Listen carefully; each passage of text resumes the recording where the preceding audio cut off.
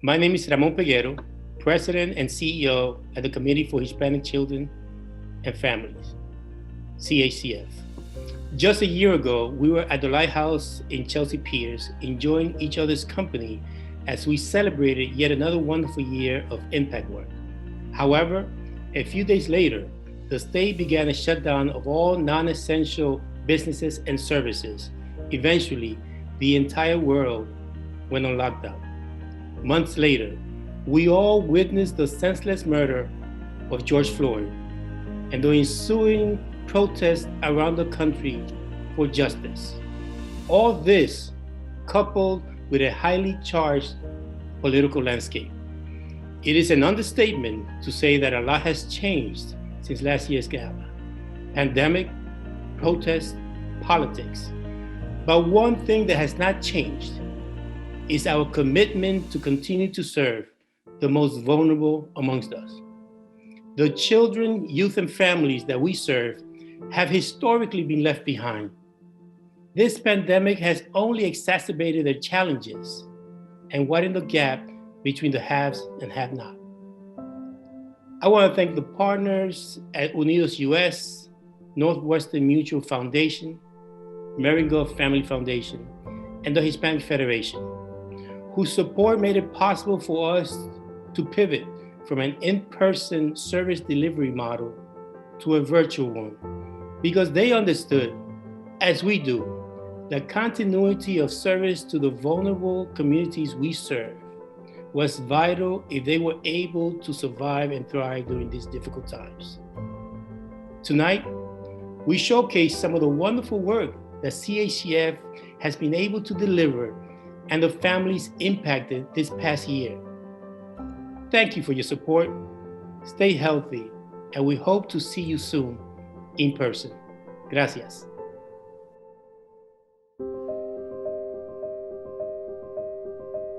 We're Elaine's daycare, and before the pandemic, we had 16 kids. We had a full house. We loved doing crafts every day, taking them on walks to the park. It's the activity they enjoy a lot, the exercise time.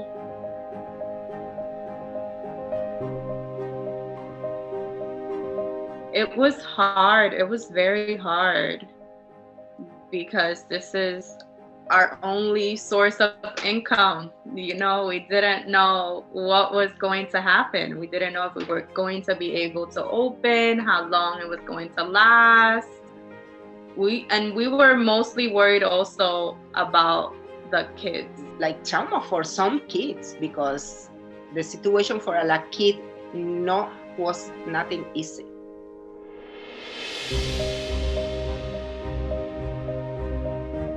CHCF help us be able to get scholarships for the PPEs, also grants so that we could open the business again. They were a guide. We know that they're currently helping a lot of other providers get back to work by giving them help trying to access the grants that the government is giving out so that they can open their businesses again. They're helping a lot with that. My name is Rosa Aguiar. I've been in business 17 plus years now.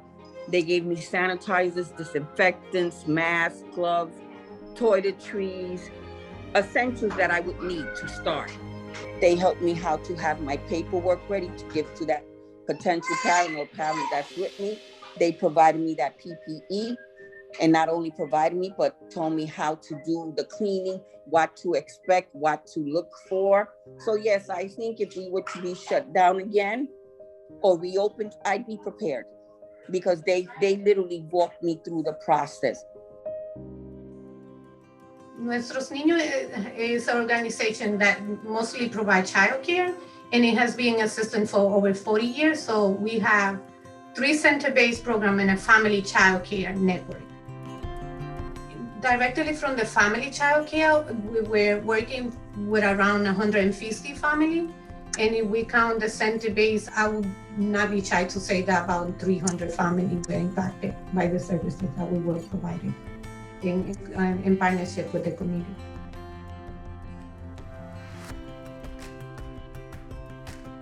I think that the support that program partnership like the ones that we have with the community offered them is that sense of security and trust that they're not by themselves doing this. CHCF, they will help in all the possible ways. They're gonna help you filling out your book. They're gonna help you with all the trainings. They will help you. Anyway, if they cannot, they're gonna find out the way to help you.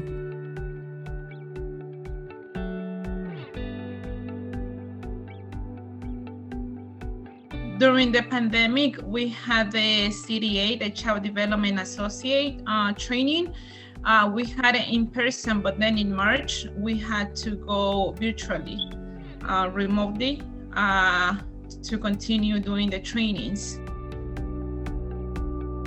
It was challenging, especially for some providers, few providers to go virtually, like having everything on the computer, the trainer, the material.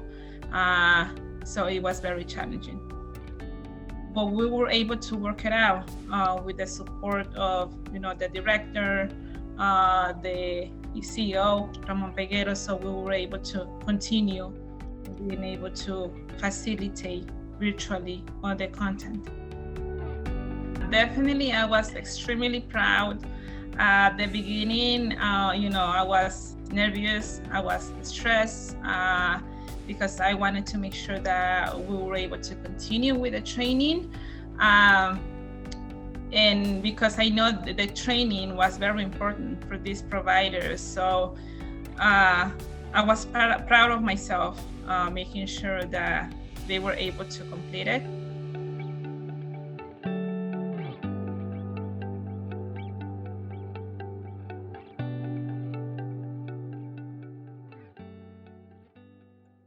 My name is Onyx Ramirez. I'm the Community School Director at the Bronx High School of Business under the Committee for Hispanic Children and Families.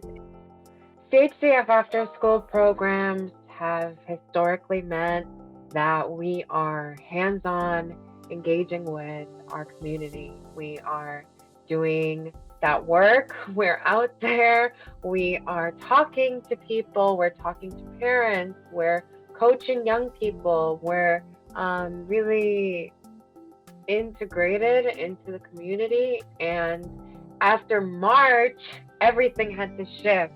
And we had to take everything that we do, all the culture, all of the knowledge, all of the experience that comes from just being around someone, and put it in the virtual space.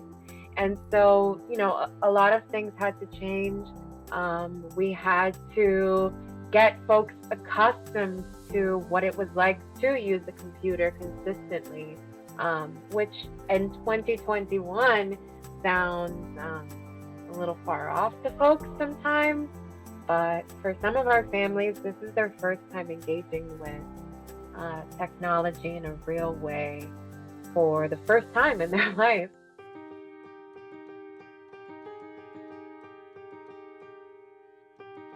Well, my son Chance attends the after-school program, and I told Miss Elena, I said, I'm so glad that we got to put him in after-school because I see a very, very big change in him. He's motivated. He loves it. He's like, Ma, I can't wait for after-school.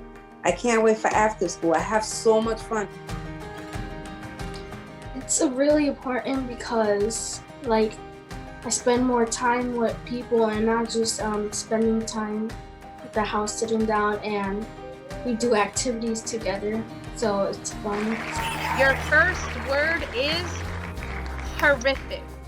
So for us at the beginning, it was a little challenging learning how to switch this whole system into a virtual system. With time, we started to learn trial and error, and teaching the students that we can have the same consistency virtually. I've been going to her class since the first grade. It's important because it's not just an after school, it's a whole community. It was very important because at the time, Me and my mom, we lived alone.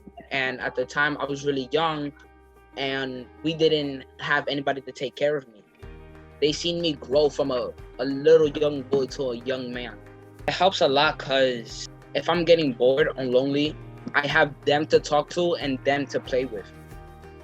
So creating links where they felt connected with each other, still feel the same safety and still feel the same privacy within their environments. So at Helena's class, and similar to our other sites as well, the students, the staff, they put together a lesson plan just like they did in person, and they explain the activity to the students via the computer. And the materials and objects that they utilize are household materials, so therefore it's nothing that the mom or dad has to go out and purchase. When they come, we serve them. They know that we have this space for them to provide them with any support they need in anything, including, the academic enrichment part of the programming. So what's wonderful about CHCF since I started is their ability to connect to the community. And that speaks volumes about the work that is being done, not just in the after-school program, but in the agency as an entirety.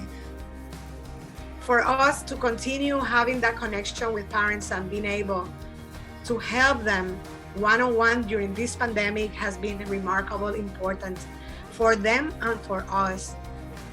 And it was really fun being in this experience with them. I wouldn't change it over the world.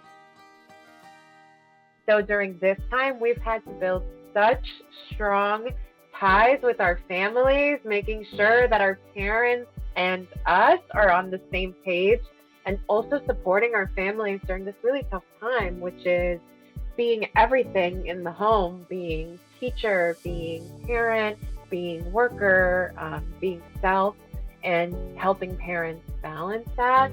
And my team has done that with grace.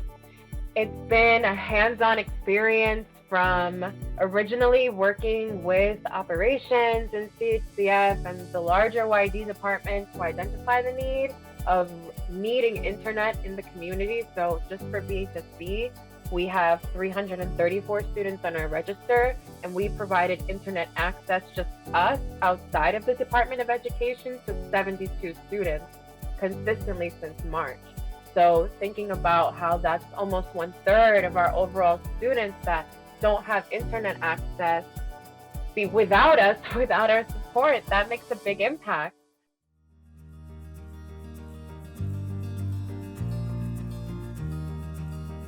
My name is Lisa Lugo, and I started in CHCF in 2005. So the backpack drive, it happened late in August, early in September. We had a few parent volunteers. We had, I think it was 4 people that stayed outside, social distancing, giving out backpacks to families who came out. And I was inside contacting parents, just reminding them to come out. We try to maintain what the norm is. So these are things we would have done inside. We're doing it outside. So these are things that the students are used to having. The backpack drive has been going on for some years. The only difference was that we couldn't bring them in the building, but we were able to do it outside of the building.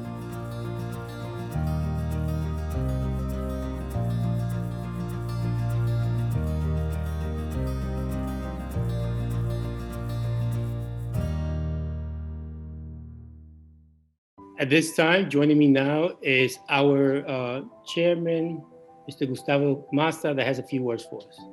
Yes, we had to do everything that that was needed to be done as frontline workers, and it's interesting. We are frontline workers in a sense, but in different aspects of it. Some forward-facing with the community, some not forward-facing with the community, some forward-facing within the staff. But in the end, we were all working towards continuing our support of our community and families without stopping and thinking what the future will need. Because once the dust settles and this pandemic is over, we are ready to run faster than we ran before, and we will continue to run faster and longer. to support our community and the children and the families that we support. So, when you say that we are ready to grow even faster, the reality is that this pandemic has taught us that we are much better equipped than we thought we were, although we will never be as equipped as we know we are going to be in the future. You said something to the effect that we are ready to roll, we're ready to run. And I find that the pandemic has, taken CHCF and moved it to another gear. We did more this past year during the pandemic than a regular year. And I think that that's going to be the norm. And we are going to continue to accelerate that service delivery to our families. So that's a nugget of good that happened during the pandemic year. The cliches, right? It takes a village to raise a child. It takes a village to run an organization, and CHCF is a metropolis in the world of organizations, in my mind.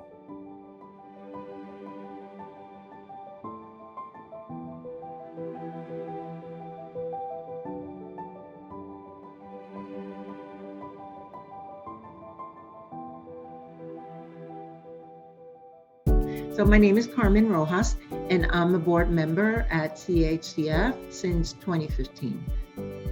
CHCF's vision is also my own. It's about the dreams that my mother came to this country with back in 1961 when she arrived here with myself and my little brother. And she was trying to find affordable daycare and after-school programs, and even expanded learning opportunities for us so that she could plant the seeds of success in her children. And I want to do that for all children and their families today, and that's what CHCF is about. In addition to its work in early care and education and youth development programs, CHCF is one of the few Latino organizations in New York to combine its direct services with policy and advocacy to strengthen the voice of the minorities at local, state, and federal levels.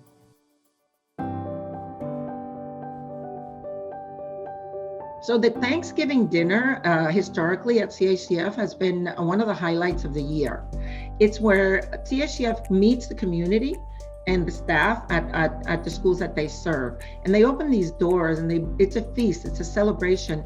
We get donations from everywhere. We get donations from the community and the board members and the staff at CHCF and the staff of all these schools. And we open the doors to the community so we can come together and celebrate the events of the year and kind of get in the mood for the holidays. It's a very special occasion. It's a giving occasion. Thanks to the generosity of our donors and our politicians, we got together and we were able to provide Thanksgiving outdoors, so while social distancing to the communities in the Bronx and in Brooklyn. We served over 700 families, which equates to about 3,400 people with turkeys and all the fixings in the communities. This year, we provide the family with the turkey and the ingredients so they can prepare a meal for the family on the Thanksgiving Day. It was a challenge because although we received a lot of donations, we had to go and buy all the food. And because of COVID, a lot of supermarkets, a lot of stores don't have enough food. So we had to go to different supermarkets, to different stores to make sure that we had that for all the schools that we provide for Thanksgiving. It was a lot of work, but at the end of the day, when I saw the family, when they thank us, when you see the children with a smile and they say thank you because we're gonna have a dinner for our family, it paid all the work that we do for like 2 weeks. We got a nice little turkey. It had rice, beans, mashed potatoes, stuffing, and we was able to make Thanksgiving dinner. We had a couple of people over for Thanksgiving, which was pretty nice. It helped and accommodated. It brought us together. Thank you very much. Honestly, it's great when we have services and programs and people that actually care out there. I know there's a lot of people that do need help, and I'm thankful that I was able to receive that help at that time. What would you say to sponsors? How would you thank them? How would I thank them? I can't thank them enough. They're the lifeblood of CHCF and all of the work that they do, the important work in the community. I want to say thank you. Gracias.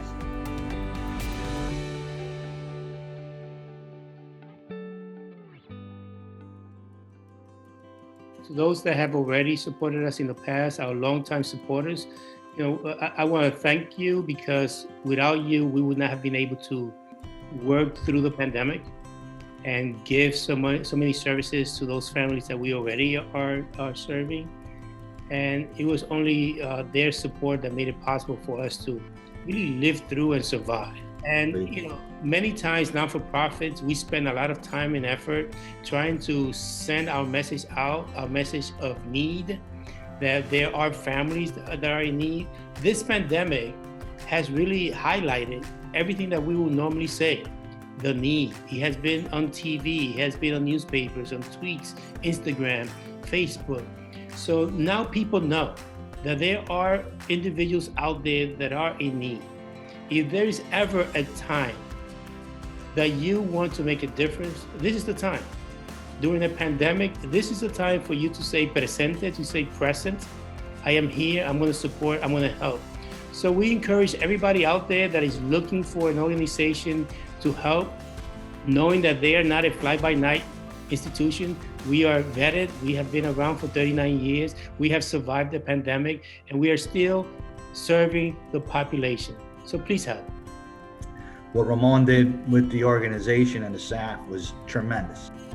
We are successful in what we do, and we want to promote our successes so that our supporters can see that if we can raise more money, we can do more of this. We have multiple programs that we cannot support at this time because the funding isn't there. And those are things that we all want to do more. Please help.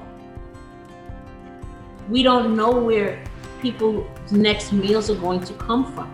This is a struggling environment. This is a struggling neighborhood. It would be nice for people to contribute so that we can offer more things to our families. Just want to thank them for all of their help. So without their help, it would have been much worse. So we're very grateful for them. They always there for us. Whatever team, whatever question we have, they bring a lot of support for the provider. The money and the support helps us be creative, helps us offer new, engaging opportunities to our young people. Next week is unpredictable. You just don't know. Schools may be open next week, they may not be open. But to know that CHCF is open, it should bring some type of peace and tranquility to people's hearts and their minds to know that we're still going to be there to service the community regardless. For us to continue having that connection with parents and being able to help them one-on-one during this pandemic has been remarkable important for them and for us.